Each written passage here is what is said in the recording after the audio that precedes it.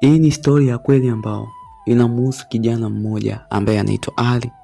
Aliyepitia maumivu ya kukataliwa katika mahusiano, kukataliwa na marafiki, kukataliwa na watu wengi.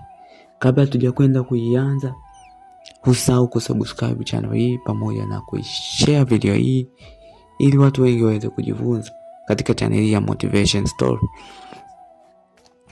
Ali alizaliwa katika familia ya kimaskini sana. Ali alikuwa ni kijana ambaye familia yake ilikuwa ni ya kimaskini sana, hata kujimudu ilikuwa haiwezi. Nikisema umaskini namaanisha umaskini ule wa hali ya chini. Walikuwa wakishindia hata maji tu na ugali only, bila mboga walikuwa hawali. Lakini Ali, lile jambo lilikuwa likimuumiza sana. Kwa nini sisi familia yetu ndio inaishi maisha haya? Ali alikuwa ana mtazamo tofauti na familia yake nzima. Ali alikuwa kifikra tofauti na familia yake nzima. Siku moja Ali alipoitwa na baba yake na mama yake, Ali aliulizwa, unataka kuwa nani? Ali alijibu, ninataka kuwa tajiri mkubwa katika nchi yangu. Ndugu zake walimcheka na kumdhihaki sana kwa vicheko vikali sana. Wakamuuliza, unataka kuwa nani? Nataka kuwa tajiri. Hata baba zake na mama yake walishangaa na ndoto ya Ali. Ndugu zake wengine walipoulizwa, unataka kuwa nani? Walitaja ndoto ndogo ndogo. Mimi nataka tu kuwa mwalimu. Mimi nataka tu kuuza sokoni. Walitaja ndoto ndogo ndogo sana. Lakini Ali alikuwa na ndoto kubwa ya kuwa tajiri katika nchi yake. Ali alikuwa akiwaza sana.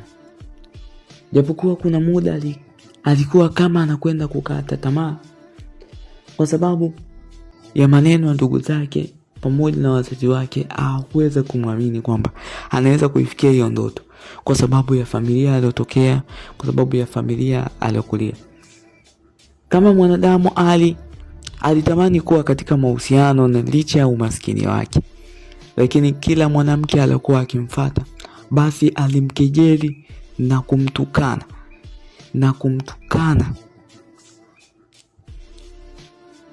Ali alipata maumivu sana.